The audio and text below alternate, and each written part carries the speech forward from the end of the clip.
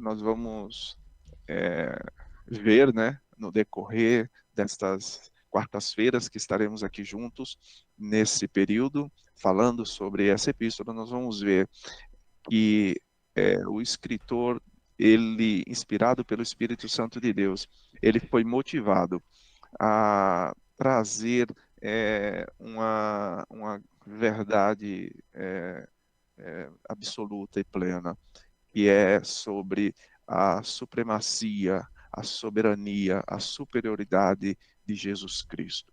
Então, Jesus Cristo, mais do que nunca nessa epístola, ele é a figura central. Haja vista que muitos expositores bíblicos têm considerado esta epístola como o quinto evangelho.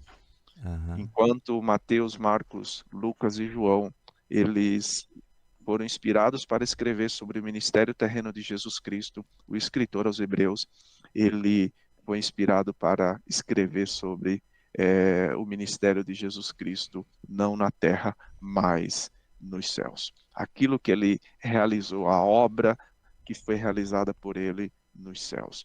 Portanto, por isso que muitos consideram esta carta como um quinto evangelho. É relevante, como eu falei, haja vista que hoje, nos nossos dias, infelizmente, Cristo ele tem sido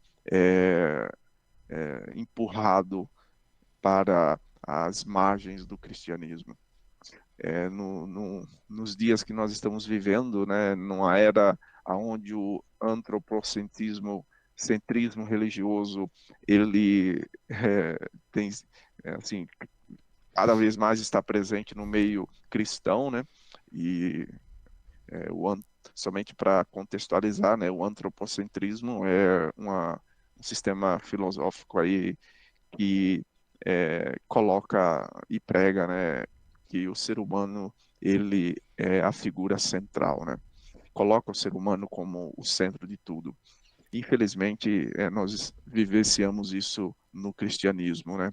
Aham. Então, a Epístola aos Hebreus, o estudo a esta epístola, ela torna-se relevante para mostrar exatamente qual o lugar que Cristo deve ocupar nas nossas vidas, qual o lugar que Cristo deve ocupar no cristianismo, nas nossas reuniões, nos nossos encontros, nas letras das músicas que nós cantamos, nas nossas pregações, sim, porque não? Tinha um pastor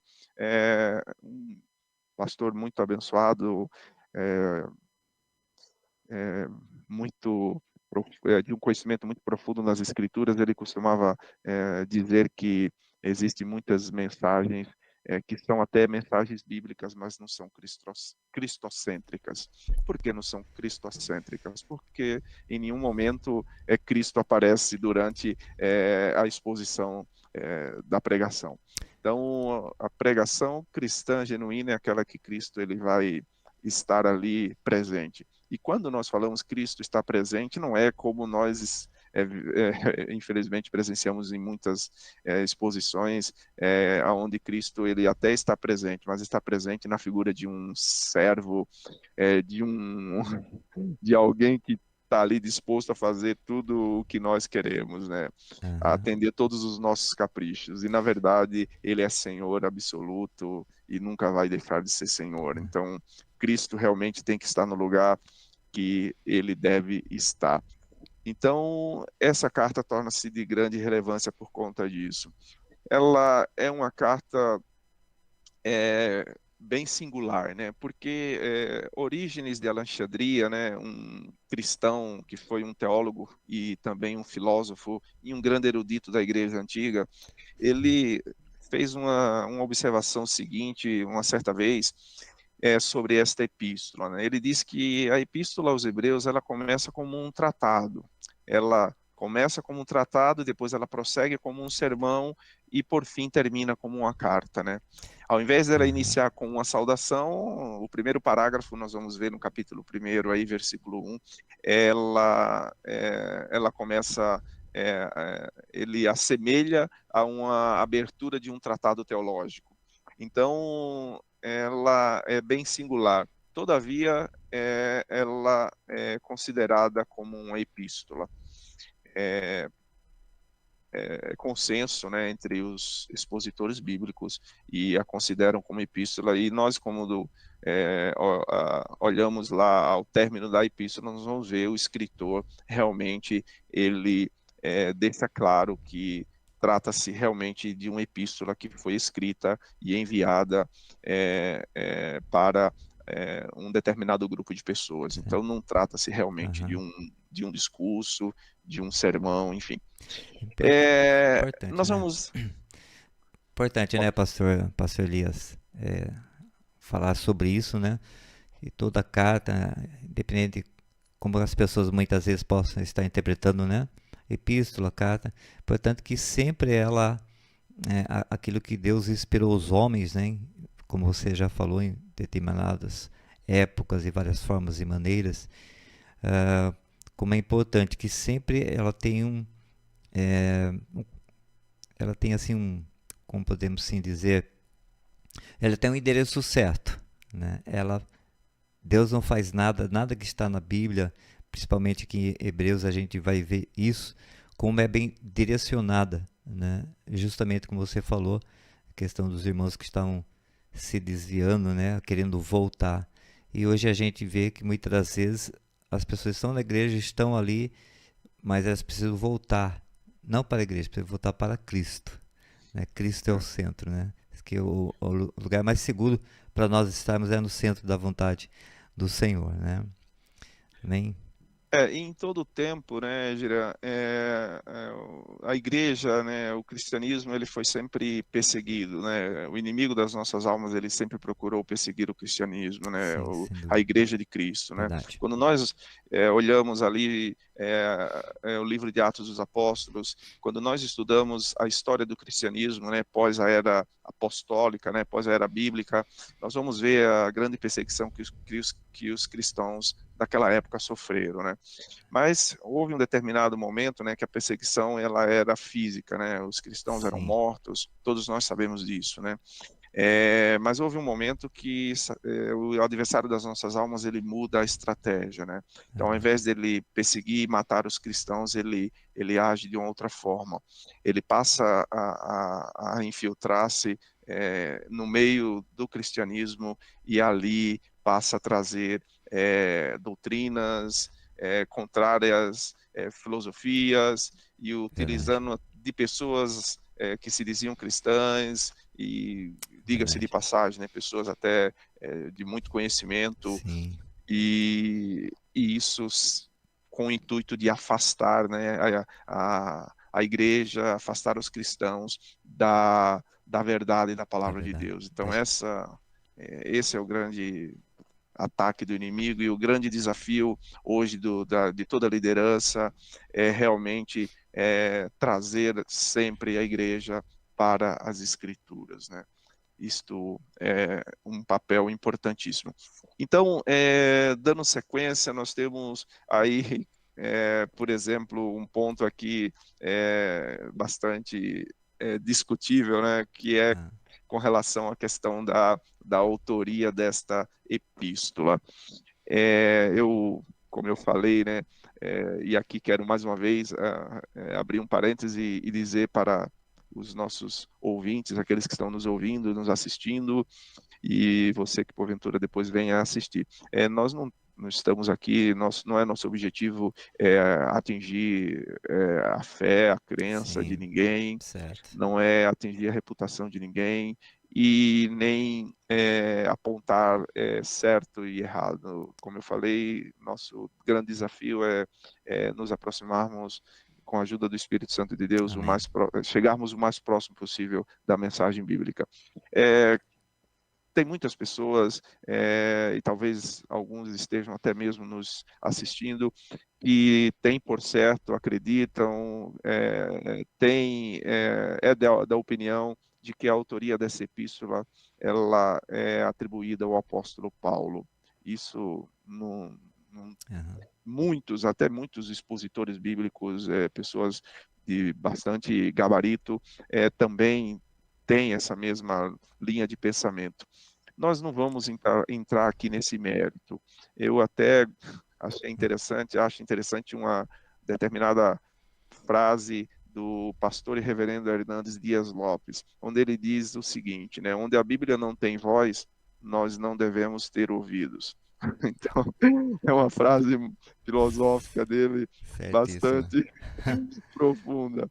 Então, assim, Verdade. se a Bíblia ela não deixou claro quem foi o Exatamente. escritor, então nós não vamos ficar aqui conjecturando, não Verdade. vamos ficar aqui dizendo que foi A, B ou C. É. Tem, É irrelevante, né, pastor? O é, que nós queremos aqui é o alimento, né, a verdade, né, da palavra de Deus. Isso que nós queremos nessa jornada, né, extrair aquilo que é bom, aquilo que traz luz, entendimento, que fortalece a nossa fé, né? Isso é inegociável. exatamente. Então, nós vamos deixar já claro aqui esse ponto. Com Sim. relação à data, né, consenso também, né, ali existe algumas divergências de algumas questões ali, alguns atribuem a data de 64 depois de Cristo, outros 67 a 69 depois de Cristo, mas uma coisa é consenso geral, né, é que essa epístola ela foi escrita num período de grande perseguição que os cristãos estavam sofrendo, né? Sim. Consenso que essa perseguição ela estava sendo movida por Nero em Roma, né? E todos nós conhecemos, aqueles que conhecem a história sabem o quanto foi difícil para os cristãos naquela Sem época. dúvida. Então, era um momento realmente onde a fé dos nossos irmãos do passado estava sendo colocada em prova, né? Verdade. Eles estavam sendo provados com relação à fé em Jesus Cristo. Então, esse era o contexto da época, né? E quem eram esses irmãos, né? Para muitos, né? Trata-se de cristãos hebreus, né? Oriundos do judaísmo, né? Judaísmo. Cristãos Uhum. que tinham se convertido a Cristo, tinham abraçado o A fé. cristianismo, crido na obra de Cristo, Amém. e estavam servindo a Cristo. Sim. Mas naqueles dias eles estavam sofrendo uma pressão além da perseguição por parte, como falamos, né, do Império Romano, né? Eles estavam também sofrendo uma pressão muito forte por parte de um grupo judaizantes, né? E queriam a todo custo, né, que eles abandonassem a crença na divindade de Jesus, né, abandonassem a crença no, no cristianismo, né, que aponta para a obra salvífica que Jesus Cristo veio realizar e voltasse, né, à prática dos ritos sacrificiais da lei mosaica, né? Então queria que eles voltassem à prática da, da, da, dos ritos, da observância da lei, né? Então eles estavam realmente sofrendo. E segundo a história nos relata, né? E quando olhamos realmente para o conteúdo da epístola, nós vamos ver que realmente aqueles cristãos estavam sendo balançados a voltarem atrás e abandonarem o cristianismo, o verdadeiro evangelho de Jesus Cristo. Aham. Fazendo, fazendo um link rapidamente aqui, né, pastor? O cristão hoje, você, meu irmão, minha irmã que está aqui conosco, né, novo na fé, sei o tempo da sua jornada, sua caminhada. Muitas vezes é isso que acontece, né, pastor? Quando nós estamos decididos por Cristo Jesus a servir de todo o coração, é muito natural se levantar as perseguições, aquilo que a gente não gosta mais, abandonar, deixar, na verdade, viver uma nova vida, um novo coração, um novo propósito dali por diante.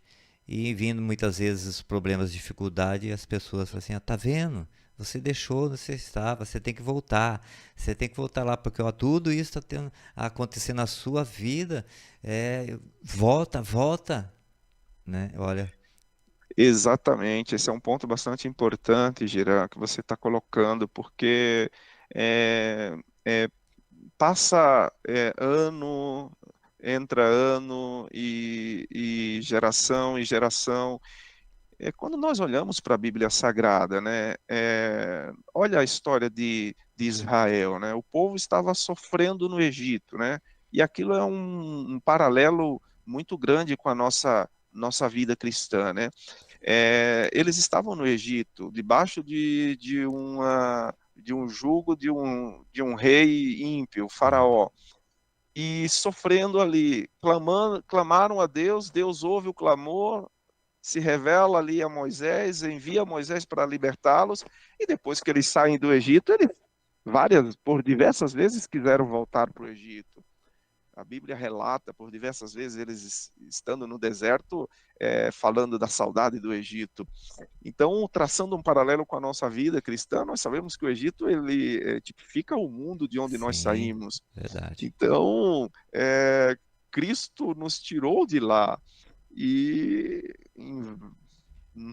por diversas vezes sofremos tentações, somos bombardeados Sim, para voltar para lá, né, de onde nós viemos. Então, por isso que essa carta, como falamos no início da nossa fala, ela é tão relevante para os nossos dias, não somente por colocar Cristo no lugar que realmente ele deve estar e merece estar, sim, mas sim, também para trazermos esta mensagem de alerta, esta sim, mensagem de que nós não podemos voltar mais atrás. Nós que fomos alcançados por Jesus Cristo, que fomos salvos, que saímos de lá do Egito, agora não podemos voltar. Então verdade. devemos permanecer firmes. Então nós vamos falar mais em outras ocasiões sobre isso, né? Sim, Então, esse era o contexto, né? Os cristãos estavam sofrendo. Por isso que no propósito da carta, podemos resumir exatamente em dois propósitos principais, né? sim, Exatamente, o primeiro propósito principal é a exaltação de Cristo, de Jesus Cristo, né? A soberania dele, a supremacia dele, né? E, em segundo lugar, exatamente fortalecer a fé daqueles irmãos, como falamos que eles estavam sendo provados, a fé deles estava sendo provada, né?